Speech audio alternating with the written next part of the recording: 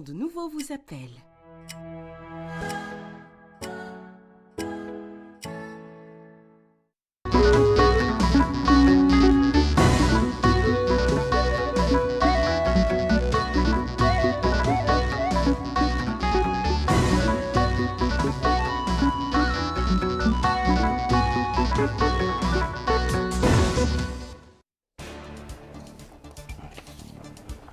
À la une de ce journal, le président de la République, président en exercice de l'Union africaine, appelle dans son discours à la clôture du sommet Corée-Afrique, un partenariat économique entre la Corée et les pays africains.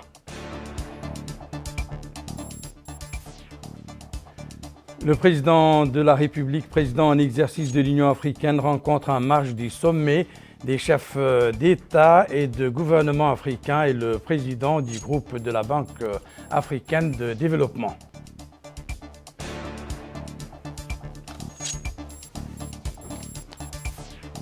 Radio Mauritanie organise une journée ouverte sous le thème « L'éducation au temps de l'école républicaine, acquis et défis ».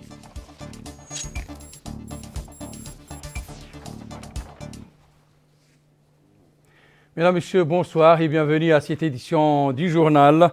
Les rideaux sont tombés ce soir à Séoul sur le sommet Corée-Afrique auquel ont participé plus d'une vingtaine de chefs d'État et de représentants de 48 pays africains.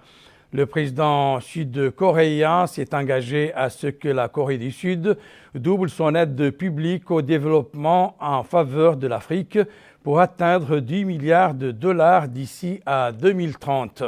Par ailleurs, Séoul s'engage à fournir 14 milliards de dollars de financement à l'exportation pour aider les entreprises coréennes à développer leurs échanges commerciaux et leurs investissements sur le continent.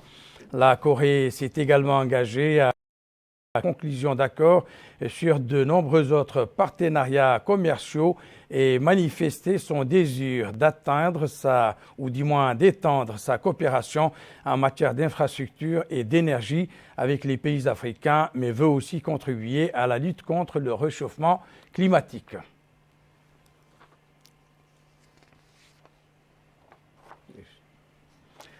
Dans le discours qu'il a prononcé à l'occasion de la clôture du sommet, le président de la République, président de l'Union africaine, a indiqué que les résultats du sommet Corée-Afrique traduisent la profondeur du partenariat stratégique auquel l'Afrique et la Corée aspirent ensemble.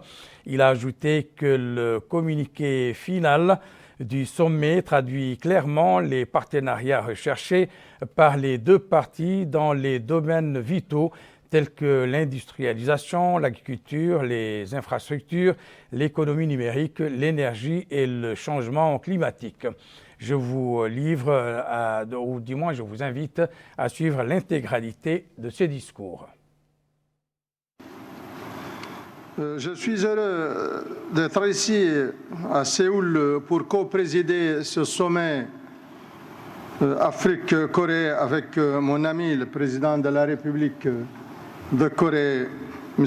Yoon Suk-yeol, que je remercie à travers lui.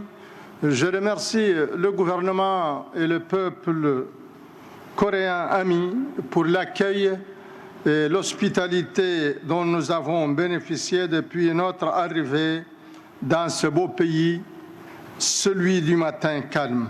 Je félicite M.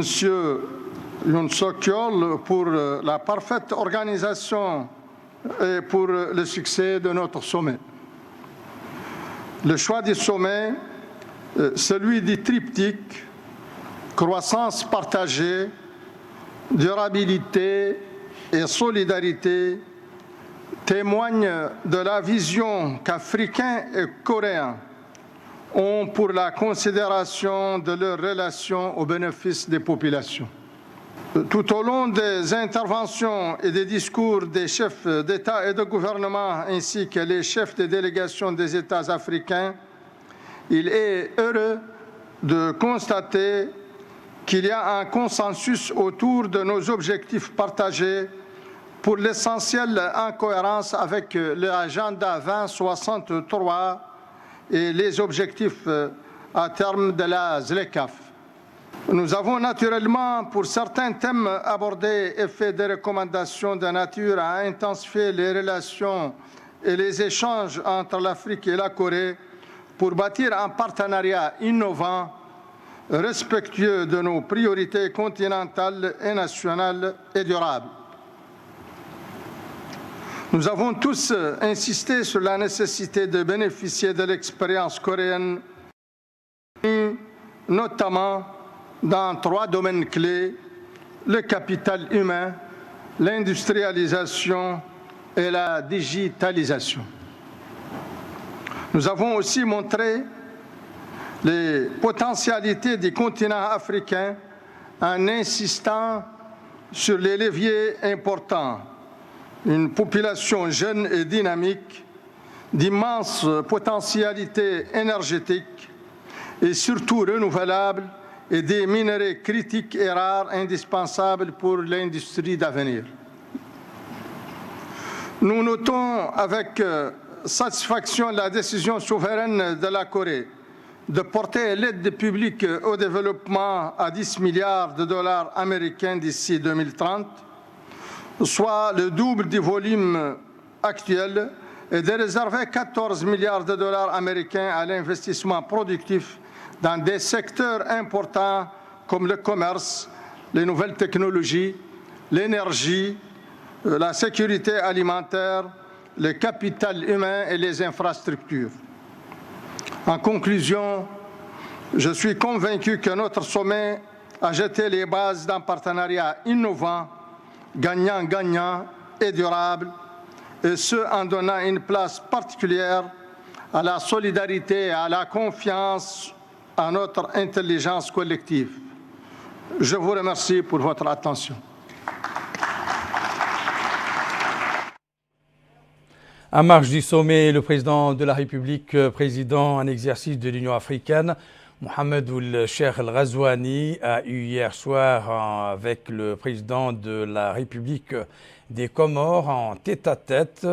Les deux chefs d'État ont discuté des moyens de développer et de renforcer les relations de coopération entre les deux pays frères, d'élever le niveau de coopération entre les pays de l'Union ainsi que d'autres questions régionales et internationales d'intérêt commun.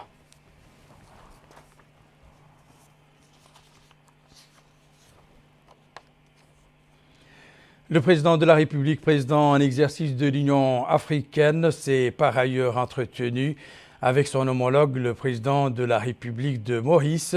Leur entretien a porté sur les moyens de renforcer et de développer les relations de coopération bilatérale entre les deux pays frères, d'élever le niveau de coopération entre les pays de l'Union africaine, ainsi que sur plusieurs autres questions régionales et internationales d'intérêt commun.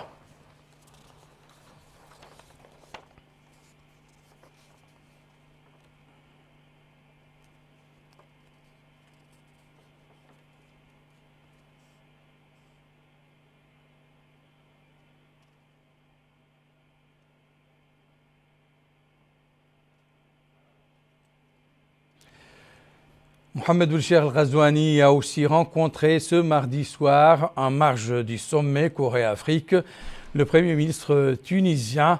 L'entretien a porté sur les moyens de renforcer et de développer les relations de coopération bilatérale entre les deux pays frères, d'élever le niveau de coopération entre les pays de l'Union africaine, ainsi que sur plusieurs questions régionales et internationales d'intérêt commun. Enfin, le président de la République et président en exercice de l'Union africaine s'est entretenu avec le président du groupe de la Banque africaine de développement, la BAD.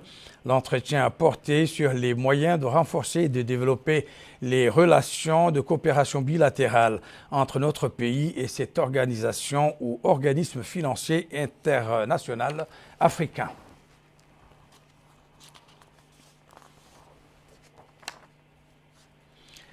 Le président de la République, président de l'Union africaine, Mohamed Ould Cheikh El Ghazouani, avait prononcé hier en discours lors de la cérémonie d'ouverture du sommet Corée-Afrique dans lequel il a d'abord exprimé combien il apprécie le contenu et la teneur du discours de bienvenue prononcé par le président de la République de Corée lors du dîner qu'il a offert en l'honneur des chefs de délégation et représentants des chefs d'État et de gouvernement participant au sommet Afrique-Corée à Séoul.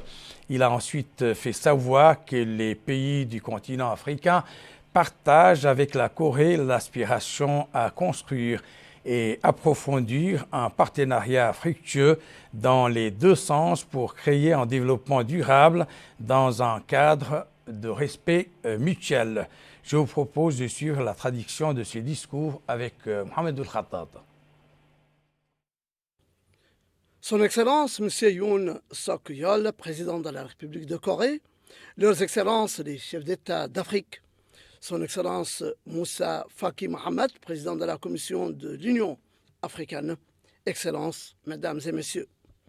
Je voudrais tout d'abord féliciter Son Excellence M. Yoon Suk-yeol, président de la République de Corée, pour la qualité et la rigueur de l'organisation de ce sommet Corée-Afrique et remercier Son Excellence ainsi que le gouvernement et le peuple coréen pour l'accueil et l'hospitalité qui nous ont été réservés ainsi qu'aux autres délégations africaines. Vos Excellences et Altesses, Mesdames et Messieurs, le thème de notre sommet, l'avenir que nous construisons ensemble, la croissance durable, partagée et l'indépendance, n'est pas l'expression d'un simple espoir, mais renvoie en fait à une nécessité imposée par l'ampleur des défis auxquels notre monde est confronté aujourd'hui et pour lesquels les objectifs de développement durable ont été établis et sur la base desquels l'Union africaine a adopté l'agenda 2063. Ces défis, de par leurs diverses dimensions environnementales, économiques, sociales et sécuritaires, révèlent jour après jour l'interdépendance de nos destins en tant que nation et peuple et l'impossibilité d'avoir un autre avenir que celui que nous construisons ensemble dans un cadre d'interdépendance et de croissance durable et partagée. Notre présence remarquable aujourd'hui reflète l'estime que les pays africains vouent à la République de Corée et la sincérité de la volonté des deux parties d'œuvrer pour matérialiser le sens de ce slogan en construisant et en développant un partenariat fructueux qui jettera les bases d'un avenir que nous construisons ensemble fondé sur les avantages réciproques et la croissance durable dans un cadre de respect mutuel. Les relations entre les pays africains et la République de Corée sont des relations d'amitié et de coopération de longue date qui ont connu un développement remarquable ces derniers temps, notamment avec le récent sommet économique Corée-Afrique qui a élargi l'horizon de la coopération économique entre les deux parties. Cet horizon comprend désormais de nombreux domaines d'une importance capitale tels que l'énergie, l'environnement, les infrastructures, la formation et l'échange d'expertise technique qui sont au cœur de la mise en œuvre des programmes de l'agenda 2063 de l'Afrique et sont en parfaite cohérence avec l'agenda 2030 des Nations Unies. Certes, cette coopération est encore en deçà du niveau espéré puisque les échanges entre nos deux régions ne dépassent pas 2% de notre commerce extérieur. Mais nous comptons sur ce sommet pour faire un bond décisif dans le sens d'un relèvement de notre partenariat au plus haut niveau. Ce partenariat nous donnera l'occasion d'évaluer la mise en œuvre de notre coopération commune dans de nombreux domaines tels que la transition énergétique, l'autosuffisance alimentaire et la promotion des industries locales.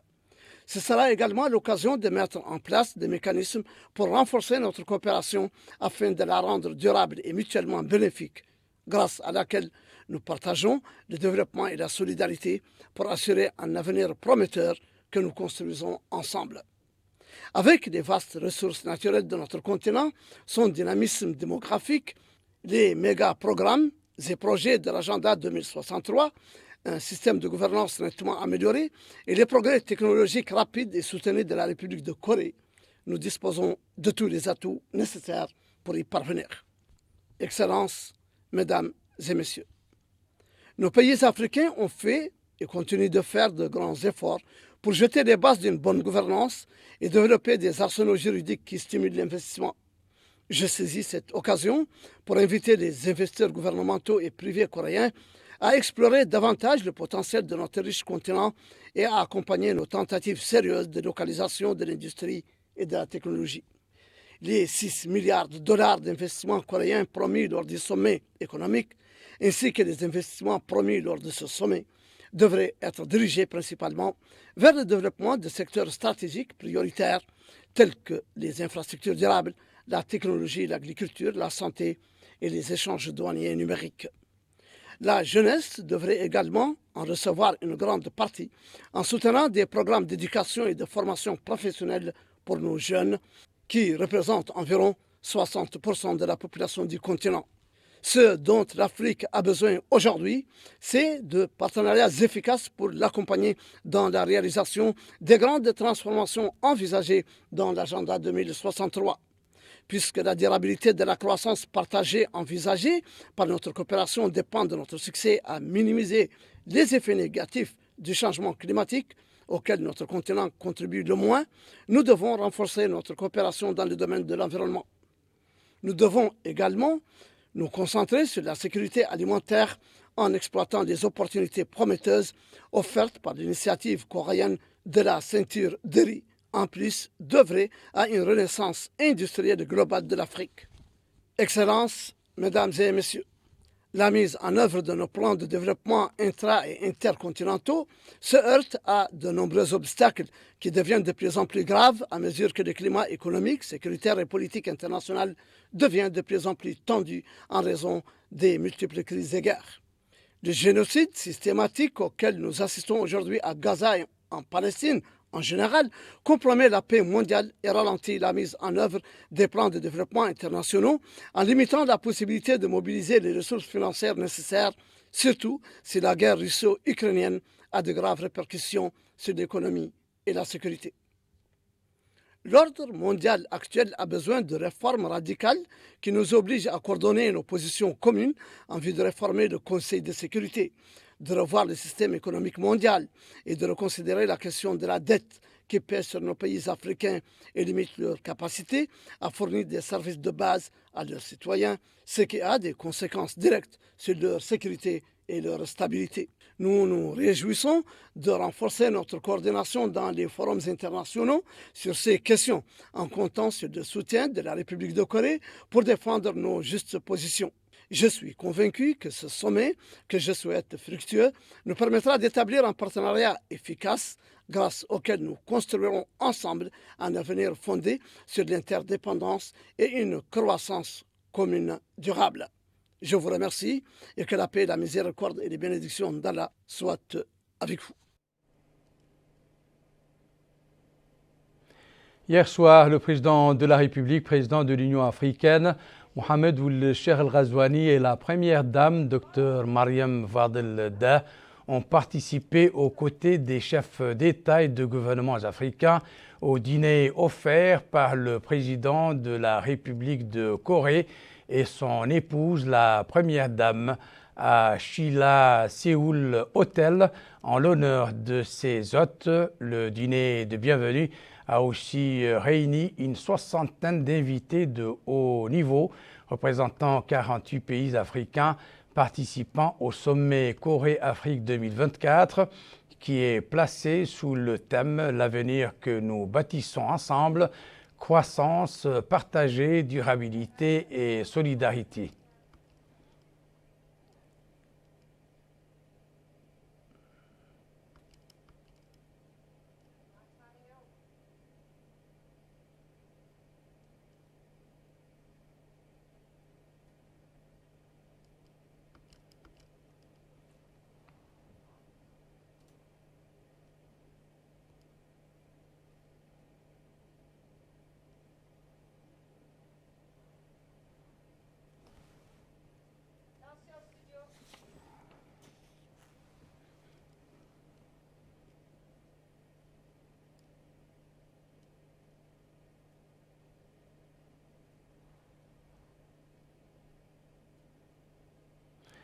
Ici à Nouakchott, l'actualité est marquée ce jour par l'organisation d'une journée radiophonique ouverte sous le thème « L'éducation au temps de l'école républicaine, acquis et défis ». Cette journée organisée par Radio Mauritanie sous la supervision du ministre de l'Éducation nationale et de la réforme du système éducatif, Mokhtar Ould Dahi, vise à mettre en exergue les réformes enregistrées par le système éducatif avec le lancement de l'école républicaine. Les experts de l'éducation invités à cette journée ont abordé les précisions majeures qui ont été prises pour rendre le système éducatif plus performant. Récit de Bokar Baylaba. Cette journée de réflexion organisée par Radio Mauritanie a été marquée par plusieurs interventions d'experts et de responsables du secteur de l'éducation sur les principales réformes, la loi directive, les décrets et décisions d'application, les programmes et les approches pédagogiques, les réalités et le développement, le manuel scolaire, les langues nationales, entre autres. Et dans une allocution prononcée à cette occasion, le ministre de l'Éducation nationale et de la réforme du système éducatif, Mokhtar Ould Dahi, a souligné l'importance de cette rencontre qui constitue une occasion pour un débat franc sur le bilan du quinquennat par rapport aux engagements pris, un examen des réalisations les plus marquantes et la mise en perspective des aspirations. Il a indiqué que le lancement de la mère de tous les chantiers de la réforme de l'éducation, à savoir le rétablissement progressif et réaliste de l'école républicaine, ce qui signifie l'exclusivité de l'enseignement dans l'enseignement public et l'égalité de tous les enfants mauritaniens dans l'enseignement de base. Et il a adressé un message à toute la famille éducative, indiquant que la réforme de l'éducation est un choix ferme et définitif, qu'elle est la responsabilité de tous, que l'enseignant est la pierre angulaire et que la qualité de l'enseignement doit être assurée pour que l'école républicaine soit un succès. Autre allocution, c'est celle du directeur général de Radio Mauritanie, Mohamed Abdelkader Ould Ellada, qui a déclaré que Radio Mauritanie a organisé cette journée dans le but de contribuer au renforcement du rôle de l'école républicaine, qui est une école d'équité et de concorde tournée vers l'avenir avec son engagement pour l'égalité des chances et la promotion de l'enseignement des sciences et de la technologie ainsi que l'inculcation du patriotisme. Il a souligné que l'investissement dans l'éducation est l'un des investissements les plus importants ayant des résultats garantis en tant que droit constitutionnel et universel et en tant que priorité nationale absolue. Les recommandations issues de cette journée de réflexion serviront de guide pour le secteur de l'éducation nationale, y compris les éducateurs et les parents d'élèves. Le ministre de l'Éducation nationale et de la réforme du système éducatif, également au rendez-vous du forum de formation sur les techniques de la calligraphie arabe, organisé par son département en collaboration avec l'Association des anciens élèves de l'Institut saoudien en Mauritanie. Mokhtar Ould Dahi a indiqué que cette activité vise à enseigner la calligraphie arabe aux élèves mauritaniens en coopération avec l'Institut saoudien. Mohamed Khatata. Un forum de formation sur les techniques de la calligraphie arabe de 2 jours qui profite à 30 élèves de la 6e année de l'enseignement primaire dans les 3 wilayas de Nouakchott, ainsi que sur les règles et les types de calligraphie, en plus des applications à réaliser par les élèves dans le cadre de leur apprentissage. L'occasion pour le ministre de l'Éducation nationale, M. Mokhtar Ould Dahi, d'indiquer que cette activité vise à enseigner la calligraphie aux élèves mauritaniens en coopération avec l'Association des anciens élèves de l'Institut saoudien en Mauritanie. Une coopération, dit-il, qui n'est pas le fruit du hasard, mais témoigne de notre considération pour la qualité de la calligraphie des élèves sortants de l'Institut saoudien du temps où ils dispensaient des formations en la matière pour les étudiants mauritaniens et autres. De son côté, le président d'honneur de l'association, l'imam Ahmedou le Marabat ou le Habibour Rahman, a mis en exergue l'importance du savoir, citant des versets coraniques indiquant la préférence du savoir et soulignant que le moyen du savoir est la lecture, tout comme le moyen de la lecture et l'écriture qui est la calligraphie. Il a ajouté qu'une bonne calligraphie est une sorte de soin pour la science, soulignant que la calligraphie a reçu l'attention des savants du monde depuis l'Antiquité, guidés par les dictons de différentes époques. Pour sa part, le président de l'association des anciens élèves de l'Institut saoudien, M. Mohamed Ould Hassan, a indiqué l'importance de cet événement qui offrira, dit-il, des opportunités aux étudiants mauritaniens dans le domaine de la calligraphie et de l'art oratoire.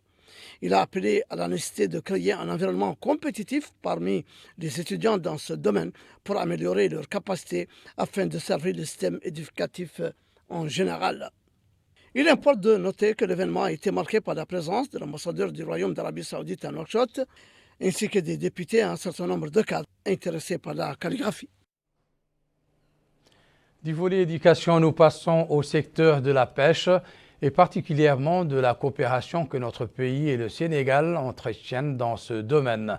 Ce matin, les ministres des pêches des deux pays et leurs proches collaborateurs se sont retrouvés autour d'une table pour faire le point de la coopération dans ce secteur auquel ils sont liés par un accord de partenariat dans le domaine de la pêche maritime et de l'aquaculture signé à Nouakchott le 25 février 2001, assorti de plusieurs protocoles régulièrement renouvelés.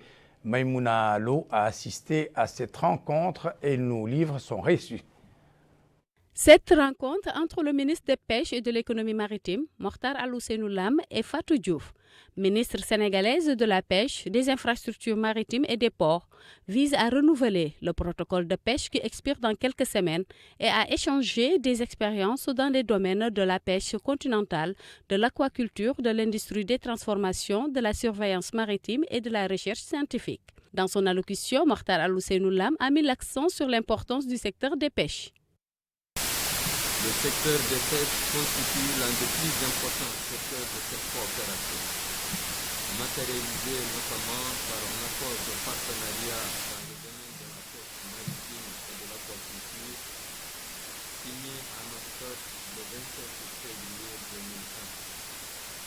Cet accord est assorti de protocoles d'application qui ont été régulièrement renouvelés. Le dernier en date, pour une durée d'une année, a été signé à Nouakchott le 24 juillet 2023 et dont la mise en œuvre a fait l'objet d'évaluations régulières par le comité technique de suivi. La Mauritanie et le Sénégal, dotés d'importantes ressources halieutiques, principalement les poissons pélagiques, doivent rester au niveau de la sous-région ouest africaine des leaders pour la promotion et la durabilité de la pêche à travers une efficace exploitation, une meilleure transformation et une rentable valorisation de ces ressources au profit de nos populations dans le présent et le futur. Quant à son homologue, Fatou Diouf a souligné la volonté des dirigeants des deux pays de développer ces relations dans des domaines plus larges pour servir les intérêts communs. Cette cérémonie est le résultat d'un travail important de négociation mené dans un esprit de coopération et de compréhension mutuelle, conformément à la volonté de nos deux chefs d'État. En permettant à nos pêcheurs de travailler dans les eaux mauritaniennes, nous ne faisons pas seulement avancer l'économie de notre secteur de la pêche, mais nous renforçons également les liens fraternels qui unissent le Sénégal et la Mauritanie. L'accord de pêche entre le Sénégal et la Mauritanie, qui date de 2001, est un modèle de gestion transfrontalière des ressources halieutiques partagées qui vise à assurer la durabilité et la conservation de nos ressources maritimes communes et à approvisionner nos marchés nationaux respectifs, à travers notamment l'obligation de débarquement d'une partie de leurs produits par nos pêcheurs que nous exhortons à respecter scrupuleusement. La visite entamée par la ministre sénégalaise a débuté aujourd'hui. Jour J-10 avant le démarrage de la campagne présidentielle et déjà les préparatifs vont bon train aussi bien au niveau des concurrents qu'au niveau des institutions chargées d'assurer une bonne couverture du scrutin. Parmi ces institutions, la APA, la Haute Autorité de la Presse et de l'Audiovisuel régulatrice des médias, s'attelle dans ce cadre à mieux préparer les journalistes en vue de cette perspective, contre la manipulation des informations et les fausses nouvelles par une formation de 4 jours au profit de 100 journalistes et blogueurs. Moussa Ndiaye. Mettre l'accent sur l'importance de lutter contre la manipulation des informations, débattre les cadres juridiques nationaux et internationaux face aux fausses nouvelles et attirer l'attention des journalistes mauritaniens sur la nécessité de mettre à leur disposition des outils techniques et scientifiques pour renforcer leurs capacités, en collaboration avec l'Union européenne. La haute autorité de la presse et de l'audiovisuel en Mauritanie se positionne face à cette situation. Cette thématique est actuelle et pertinente. La part est dans son rôle de régulateur pour les élections apaisées et transparentes. Je rappelle que notre pays est premier en matière de liberté de presse aussi en Afrique en termes mondiale et troisième au rang mondial selon les classements de Reporters sans frontières. Malgré cette performance, il faut noter les dangers de la manipulation de l'information et des fausses informations en cette période électorale sensible. Et aussi les dangers que constitue la diffusion des fake news, des discours et de la désinformation sur certains réseaux sociaux. À ce stade, il rappelle brièvement les dispositifs du projet qui a été signé entre la RAPA et la représentation de l'Union européenne de notre pays. C'est un projet qui vise à lutter contre la désinformation et l'intolérance, à former les journalistes, à renforcer l'accès des femmes et des jeunes aux médias et à développer le fédéralisme et à renforcer le monitoring.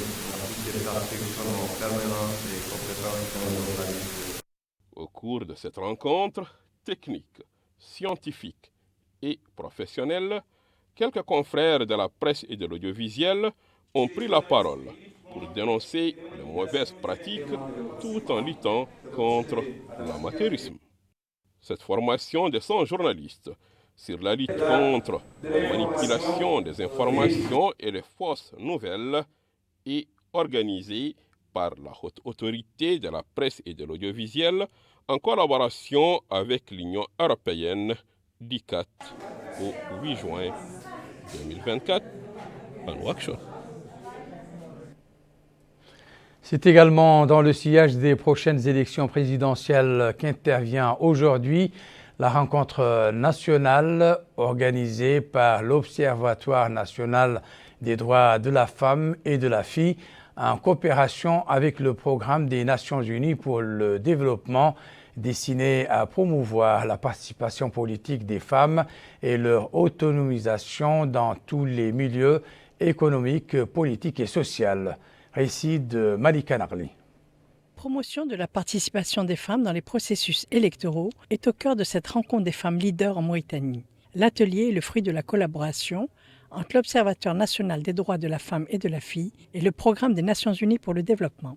La présidente de l'Observatoire national des droits de la femme et de la fille, Mme Mehla Ahmed Talebna, indique que cette rencontre vise à promouvoir la participation politique de la femme et leur autonomisation dans tous les milieux économiques, politiques et sociaux.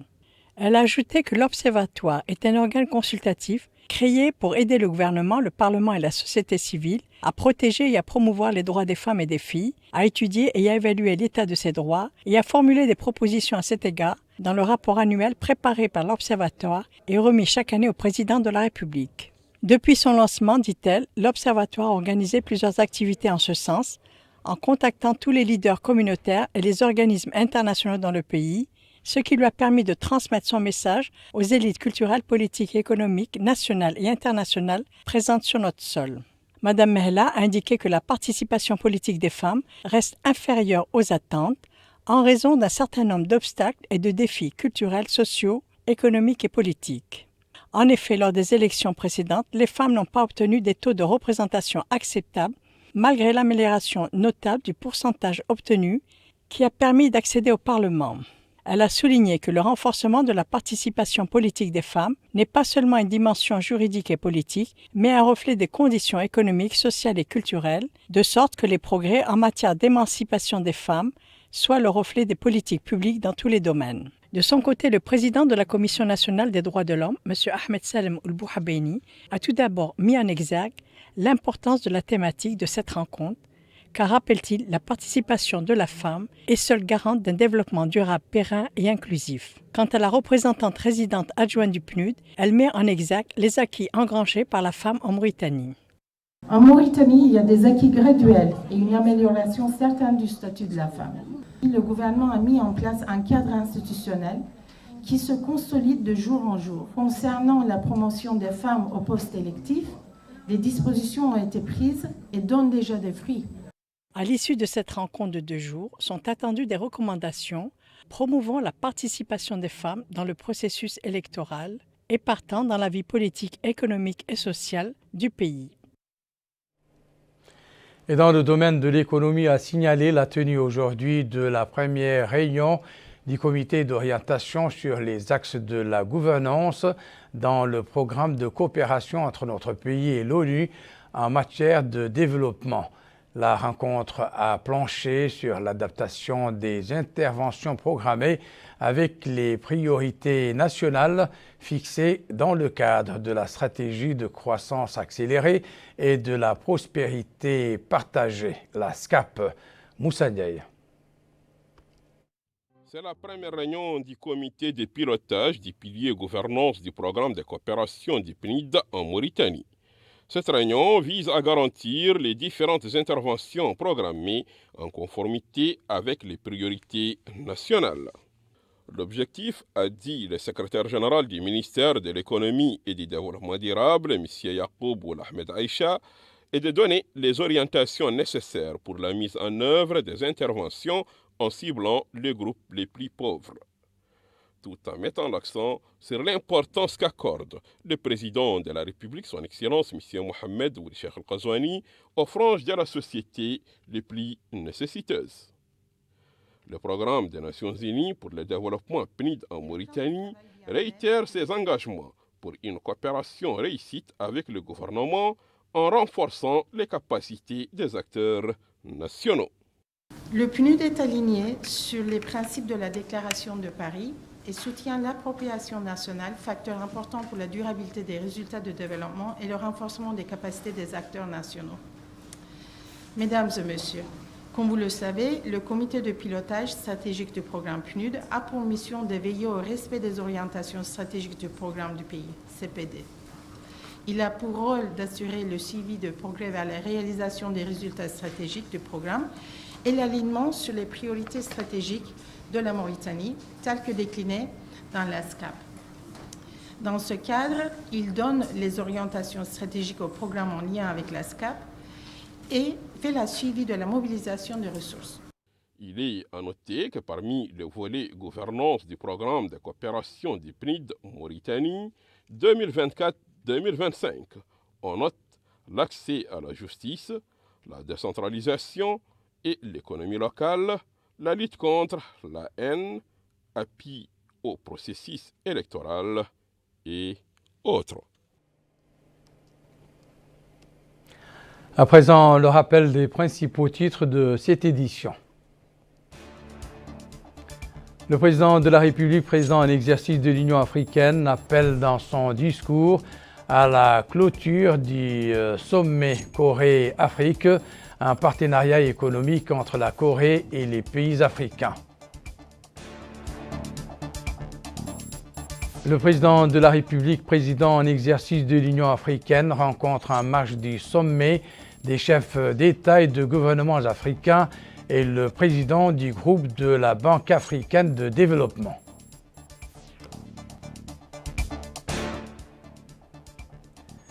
Radio Mauritanie organise une journée ouverte sous le thème « L'éducation au temps de l'école républicaine, acquis et défis ».